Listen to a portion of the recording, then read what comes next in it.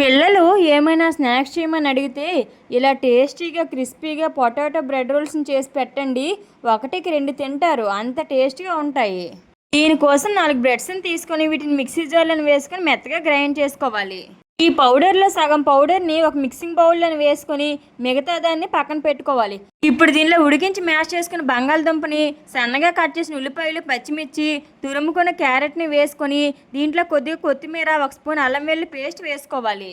తర్వాత మన టేస్ట్కి తగ్గట్లు ఉప్పు, కారం, పసుపు, 1 స్పూన్ జీలకర్ర, మసాలా పొడి వేసుకుని వీటన్నిటిని బాగా మిక్స్ చేస్తూ కలుపుకోవాలి. ఇప్పుడు చేత్తో కొద్ది కొద్దిగా తీసుకుంటూ ఈ వీడియో క్లిప్లో చూపిస్తున్నట్లు రోల్ చేసుకోవాలి. ఇలా అన్నిటినీ చేసుకొని పక్కన పెట్టుకోవాలి. ఇప్పుడు ఒక కప్పులో 2 టేబుల్ స్పూన్ మైదా పిండి వేసుకుని దీంట్లో కొద్దిగా వాటర్ వేసుకుని ఉండలు లేకుండా బాగా కలుపుకోవాలి. మనం ముందుగా రెడీ చేసుకున్న రోల్స్ని ఈ మైదా పిండిలో బాగా ముంచుకొని తర్వాత మనం మిక్సీ చేసి పక్కన పెట్టుకున్న బ్రెడ్ క్రమ్స్ని వీటిపైన కోటింగ్ చేసుకొని మరుగుతున్న నూనెలో వేసుకొని వీటిని ఫ్రై చేసుకోవడమే. అంతేనండి, క్రిస్పీగా పొటాటో బ్రెడ్ రోల్స్ అయితే రెడీ అయిపోయినట్లే.